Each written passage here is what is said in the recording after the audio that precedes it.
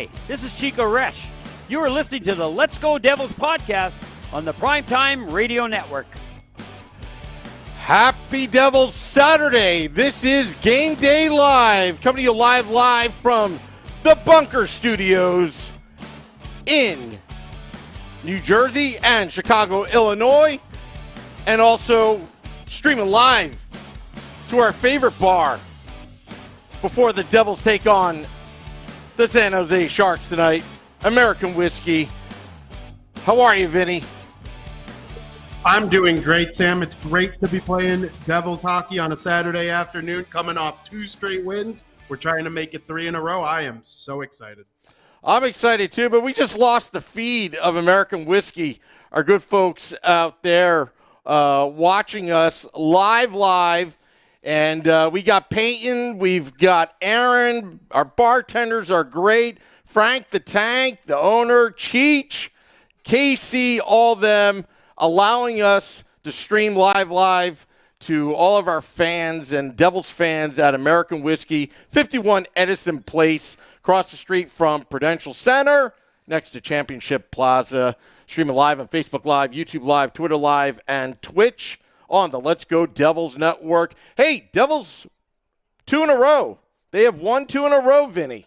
And the last, let's say, 5 periods, 7-1, actually 6 or 7 unanswered goals. They're on a streak right now.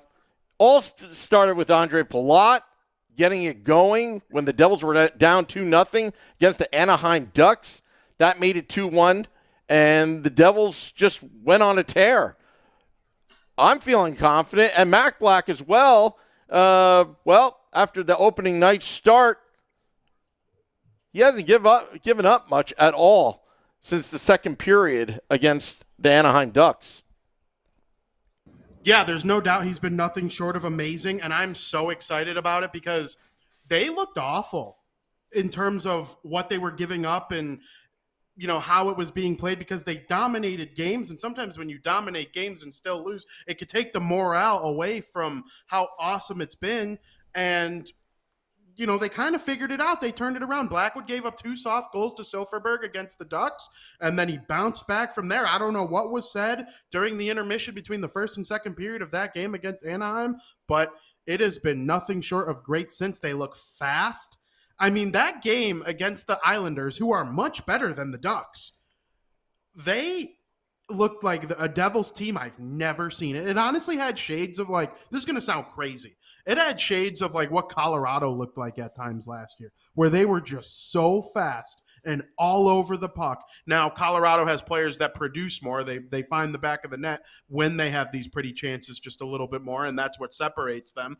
But, I mean, this Devils team, they played a 60-minute game that I don't know if I've seen since 2018. It's been a couple years since I've seen them play a game quite like that. Yeah, and you know what gives us confidence? Because, you know what, if Mac Black didn't make, you know, a couple of those saves there, it could have been a 3-0 deficit, as what Bill Spaulding said of MSG Sportsnet, and it's just amazing the turnaround. But it all started with Palat, and we've said this over and over and over again. There was a reason why Devils GM Tom Fitzgerald got Palat, maybe paid a little bit more, because I think what the Devils are saying right now to themselves, look, we're a young nucleus. We have a young nucleus. We have a young team. But we need to take it a couple steps to the next level. We can't just be making excuses that we're young. And what Palat does as a veteran, 2-time Stanley Cup champion, almost 3 with the Tampa Bay Lightning, what he's done is he said, guys, you don't have to make your path. I will show you the way. I will show you the path for success. When he scored that goal against the Ducks, and then he definitely scored 2 more against the Islanders on Thursday, what he basically did is showed him, look, I was cool, I was calm, and that shot that he had, you know, that takes, you know, under all that pressure, he was just like smooth, and he was relaxed. And he's like, not a big deal. Now it's 2-1. We just cut it in half. And you could feel that the players are gravitating towards his leadership, and you could feel that the young nucleus, Hughes, Bratt, and Heischer, they all made it to the score sheet. Yeah, I don't think that's a coincidence. And it's already, we're going to be at Game 5 today. He's already having an impact almost immediately after those 2 games. Yeah, and I couldn't agree more. You said he's almost a 3-time Stanley Cup champion. He's actually almost a 4-time Stanley Cup champion. They lost to Chicago in 2015 when he was part of that triplets line with Tyler Johnson it was Kucherov at the time. And they lost to Pittsburgh in the conference finals a separate time. Andre Palat's playoff experience is as plentiful as any player in the league that isn't like a super duper star.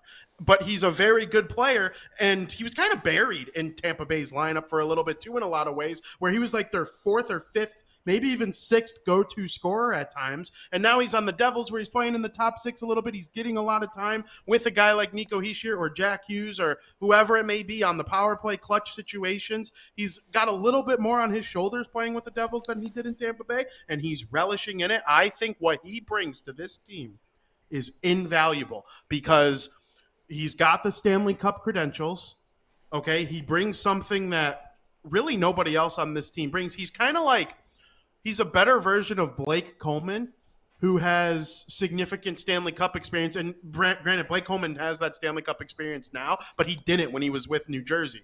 And it's like Palat, there's a ceiling to his offensive capabilities, but when he plays on a line with – players like Jack, like Nico, he's going to see power play time with people like Bratt, and the defensemen on this team push the puck forward and they play fast and hard. He fits right in with that. Is he making $1 million more than some people probably thought he would have been when free agency hit? Yeah, he probably is, but that's the price you pay in free agency to kind of bring in impactful players.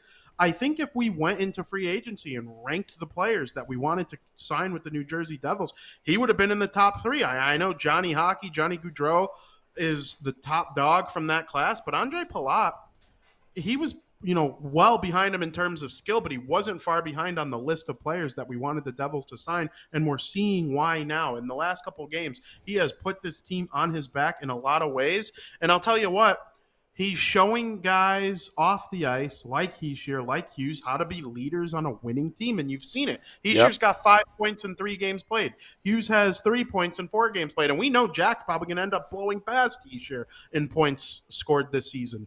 And Bratt's got 7 assists. We're waiting for his first goal, but I don't care if he scores a goal. If he's setting up all these plays, what difference does it make? If he has 82 points and they're all assists, I don't care. It's just what this team has looked like in terms of speed and skill and tenacity has been outstanding, and it's been even in the losses, which is what is encouraging. They could easily be 4-0-0. Instead, they're 2-2-0, but now they're looking to win their third. You know what? They overcame their first adversity. Their first adversity. They stopped the bleeding. They didn't go on a 13-game losing streak, and that's what Palat brings to the table. And you know what? Talk is cheap, but Tom Fitzgerald brought him in for that reason, and we're seeing early results. I just want to go to the YouTube Live. I'm seeing a lot of comments that Anthony likes liking the A on his jersey. Eric says that Palat knows how to win. He has been through this already, so his leadership alone is worth every penny spent. I just want to ask American Whiskey, do you guys love Andre Palat? Do you love Palat a lot? I want to see a show of hands. I don't know if they can hear us. Can they hear us? The speakers should be on. But do you guys like Palat? Oh, that was an ultimate fail. Okay. Yeah. All right. I don't know. All right. That doesn't look like maybe it's too loud there. Maybe there's too loud there. Maybe somebody complained. Maybe we're just so good looking too that they're just like enamored with our faces on the TV that they don't care about Andre Palat. Yeah. They're like, oh, there's Cam Wu and Vinnie Parise. That's Yeah. Models in the making, right? Anyway, so I'm going to go back to that was their first decent size emergency, adversity that they had to endure. You go 0-2 against the Flyers and the Red Wings. Not saying that they're bad teams, but they didn't look competitive. They looked kind of lost at times. Fans chanting "Fire Lindy" almost immediately because of the losing under the Lindy Ruff regime, and and beyond that with John Hines. Again, I can't say enough about Palat because look at Jesper Bratt right now. 7 assists in 4 games. He's on pace to a ridiculous 143.5 whatever assists for the season. Obviously, that's not realistic, but he could be a 100-point player. You think, Vinny, that they follow Palat's lead? Suddenly, they all become that kind of leader. Those good habits, those some of the attention to detail. Do you think the Devils could possibly be a lot better than what we thought in the first 2 games? Yes, I do, because I didn't hate the way they played in those first 2 games. I know they lost, and they lost by a score of 5-2 in both games. One of them had an empty net goal. I just think it could have swung the other way just as easily as it swung the other way in the Anaheim game. If one goes in at the right time in either the Flyers or the Detroit game, something could go their way. We saw Detroit blow a lead to Chicago yesterday, who's much worse than them and the Devils. Yeah. So, just sometimes that's the way the cookie crumbles. Sometimes you play better and you lose. And that's what happened in the first 2 games. They outshot them. They outchanced them. They need to bury. And when we see that when they bury, they win. And so, yes, I do think they can be a very good team. I do think leadership qualities of a Dougie Hamilton, of an Andre Palat has rubbed off on this core. It's time for Jesper Bratt, Nico Hischier, and Jack Hughes to realize what they are capable of doing. Okay? There are 3 stars already that have come out of the 2017 NHL draft. Cale Makar, Miro Heiskanen, and Elias Peterson all produce at star-level players. We are now starting to see Nico Hischier become that type of player. And it took him a little longer than we probably would have liked offensively. But, I mean, some of the plays he's been making so far this season, using his speed and finding guys in the slot, and they get a beautiful chance on net. And even the way he scored an empty net goal the other day was like, wow, not many players would, with a 1 or 2 goal lead, take a chance like that and, hit it right down the middle. Some empty net goals have a little bit of skill involved, and that one did. And I'm just impressed with what Hischier's done. He battles hard. I believe in his career he's going to get a lot of assists that are just kind of a product of him working his butt off and getting that secondary assist because he made a sweet play to keep the puck in the zone, and he found the winger up along the walls, and they found the goal scorer in the slot or something like that kind of. And Jack Hughes, same thing. He got a secondary assist the other day on a goal where Sharon Govich made the feed in front. I believe Palat was the goal. Or no, I can't remember who the goal scorer was on that goal, but it was a really nice goal, and it was all because of Hughes' work to keep the puck in the zone and, use his skill. There was the goal where Palat scored the rebound when Graves got sent in alone by some magical moves by Hughes. I just think these guys are realizing what they are capable of, and Palat's seen it. Stamkos is going to the Hall of Fame. Kucherov is going to the Hall of Fame. He knows how to play with skill players that have gotten it done, and it's rubbing off. I couldn't agree with you more. Yeah, and you know what, Vinny? This is a big game today because great teams know how to create their own momentum. The last 2 games, they've won. They're 2-2. Now you're kind of back in that clean slate. All right, you're at your break-even point. You started the season kind of crappy, but you followed up with, against the Islanders, what's more impressive, you followed up with playing full 60 minutes of hockey. Amazing how they look so much better when they're on the relentless attack. They're not hesitating. They're feeling confident. They have that little swagger. And you talk about Nico Hischier being a productive player in that, that 2017 draft class, him having the most pressure out of all of them because he was first overall. I love the fact that Nico Hischier is leading and he is finishing. Meaning, I understand it was an empty net goal that he scored against the Islanders, but how many times have we seen in the past where the Devils would have a lead and the opposing team would score with 23 seconds left because they couldn't put the nail in the coffin? They didn't go for the jugular. I hate to sound Neanderthal, but they didn't. Now they are. They're getting results. I know we're praising the Devils right now. It's like almost we're a bunch of homers. Probably are. for the last 2 games, but playing a full 60 minutes got me excited. Not so much the win, but the full 60 minutes. There was a little blip there. I think Holla should have cleared the puck versus, screwing around with the puck where it caused the turnover that went past Mac Black. But overall, it was just like end-to-end a solid game. We haven't seen that in a while, actually. Yeah, I couldn't agree more. And sometimes that just happens, and it's going to be the way it is. Sometimes there's going to be plays that don't exactly go their way, but they do have the ability to kind of overcome it. And, the Holla play, it happens. He's a veteran, too, who's made deep runs in the playoffs. He's been on Carolina. He's been on Vegas, 2 of the teams that have been amazing in the last couple years. And, even with the Wild, Holla had a lot of success and made deep playoff runs back in the day when he was first breaking into the league. So I'm with you. I think they have a chance to take advantage of something big, and I want to stress how important it is to get a save, because as fast as the Devils have played, and this was the key in the first 2 games, they look fast, they're tenacious, they didn't bury enough, and when the other team got their rare chance, they capitalized. Yeah. They need Blackwood and Vitek Vanacek to do what they can to keep the puck out of the net. If you're going to be seeing less rubber than the other goalie, you need to be ready for that. Yep. And it's pivotal to this team winning games. All right, so Dennis says on the YouTube Live, Sam and Vinnie, you are right. I should have acknowledged Palat's contributions before hearing them say it. Anthony says he's asking for some help. He's a dad. He says, my 4-year-old daughter says you guys are awesome, and let's go Devils. He's deaf right now. But she said she hopes you say hello to her. Her name's Tori, LOL. Well, hello, Tori, our 4-year-old Let's Go Devils podcast game day live fan. Hello, Tori. You got a great dad. He comments in the YouTube live, and I hope you keep on commenting, and I hope you talk your dad's ear off even more.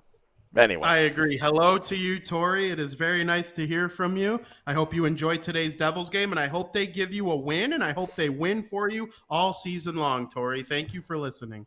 Yep, Matt Freudenberger, happy Devil Saturday to you on the Facebook Live. Rob Kloboses says no Holtz again. Dave Riley, hello, you're watching us. We're at the bunker right now, and, well, I don't know where you are, Vinny. I know you went somewhere without telling me, so I said Chicago, Illinois. You could be in Wisconsin or Iowa for all I know, and also it's a big college football Saturday, so I'm just going to imagine that you're going to a big college football game today. But I'm at the bunker. Unfortunately, we're not at American Whiskey, our favorite bar at 51 Edison Place, across the street from Prudential Center, right across from Devil's Den and next to Championship Plaza. We got our staff out there. We got Peyton and Mariah and Aaron all working behind the bar. Frank the Tank, one of the partners, and Cheech and Casey, thank you for letting us do this, because we're going to do this all the time. We're going to push the stream out to American Whiskey. And now Lee Plays says, what's your prediction, guys? They want our predictions because they've already downloaded the BetStamp app. BetStamp, our official prediction betting sponsor of Game Day Live, sponsoring us this season. But you know what, Vinny? We did well last week. You actually edged me out because I said 4-3, you said 4-2. Turned out to be 4-1, New Jersey. We didn't give Mac Black, Mackenzie Blackwood. I wouldn't say we gave him love, but not as much. But, Vinny, what are your predictions today? Who are you betting with through the BetStamp app? Who has the better payout? And we'll go from there. Yeah, thank you for that. The BetStamp app, you download it, you find which sportsbook has what you want for the best price, where if you put money on it, you will find the best possible payout if you are correct. The Devils are heavy favorites on every sportsbook. I mean, the Sharks are... I'm sure. The Sharks are on the Devils, if you get what I mean with my betting pun. The betting Sharks are betting against the Sharks. The real Sharks, the San Jose Sharks. I got the Devils via the DraftKings Sportsbook. I found it as the best possible, price on any betting app using the BetStamp app. So I got them minus 175. And I also, I don't really love the over-under because I don't think the Sharks are going to score very many goals, but I think the Devils are going to. I got the Devils winning this game by a score of 5-1. So if you're looking for the under on the DraftKings Sportsbook, I found also using the BetStamp app that the over-under 6.5. I like the under in this one because getting to 7 goals would have to probably mean the Sharks get a couple, and I'm just not seeing it too much. That's just not how I see this game going. So I'm taking the under if I have to pick one. But at the end of the day, I got the Devils winning 5-1 at minus 175 on the DraftKings Sportsbook, which I found using the BetStamp app, betstamp.app predictions. Well, those are your predictions. I got my predictions. I don't understand any of this betting stuff. I'm still learning. But I know one thing.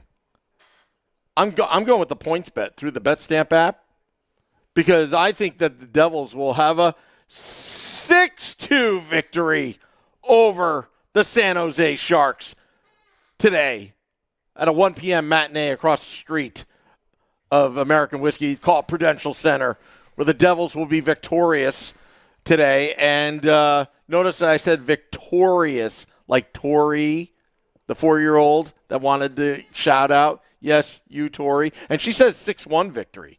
So she did better than I did. Her dad says 4-1. Lee Plays says 5-1. Go in the middle, Anthony. Everybody's giving us our predictions. Ramona Rice also gave her prediction of 5-1. A lot of people are saying 5-1, Vinny. So I don't know if that means that you're right or they just like you more than me. I really don't know. Or it's just a good prediction. I mean, the Devils, they're going to score some goals. Hopefully they don't give up too many, and we'll see what happens. Yeah, so want to thank all those just tuning in. I'm seeing more predictions. Nicholas Battaglia says 4-0.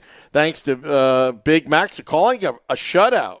Calling a shutout on the Facebook Live. Craig Best says 5-2 Devils. Geeky Gamer Family says 3-2 Devils. A lot of people saying the New Jersey Devils. But we shall find out who was right, who was wrong. Devils After Dark, after the game, recapping the game that was. We will be pushing the stream out to American Whiskey. Scotty of SiriusXM, Liquid Metal, and I will recap the game that was. We'll go through the BetStamp app predictions. Thank you to BetStamp for sponsoring our podcast, our Game Day Live and Devils After Dark podcast. And also want to just give a big shout out to all of our Devils fans that message us, because I'll tell you what, Vinny, the Let's Go Devils podcast is growing. We see it in the numbers. And I believe it's today we made our first maiden voyage, our first podcast, Season 1, Episode 1, around 9 p.m. Eastern, 5 years ago. And since then, over 1 million downloads and views across the internet. Can't thank the fans enough. Can't thank all the nice people that we met along the way, like American Whiskey. Remember Taj as well. Just a lot of people helped us out, but you, the fans, we can't do this podcast. We wouldn't have the drive if you didn't listen or watch. So I want to thank everybody, and just remember, Devils After Dark after the game. And I'm looking for the music, Vinny. I'm looking for the music. I'm going to have to work on this. I'm using a new board right now, and it's hard to find stuff.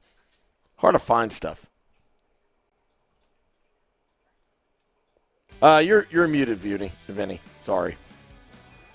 Oh, that's my fault. I go through that at least once an episode. But I was just thanking the fans and saying I hope everybody enjoys the game and they get a big win. A big win. That's all we want. Thank those American Whiskey. Come back to American Whiskey for Devils After Dark. You come back on YouTube Live, Facebook Live, and Twitter Live for Devils After Dark. Enjoy the game, everybody. Thank you to American Whiskey. Thank you to all. Reminder to tip your bartenders afterwards. Till next time, this is Game Day Live. Let's go Devils. Enjoy the game, everybody.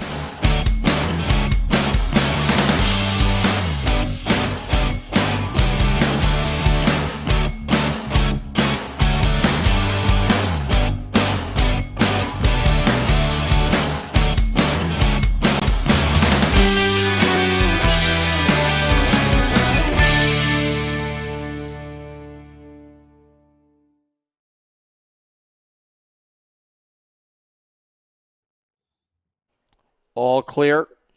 Can they hear us? No. Did you see when you said come back to American whiskey? The bartender thought you were telling her to come back. Are you serious? It took everything in me not to just bust out laughing mid podcast. That was so funny. She I didn't turned even around quickly. I don't know if she thought like a guest at the bar said it to her, but she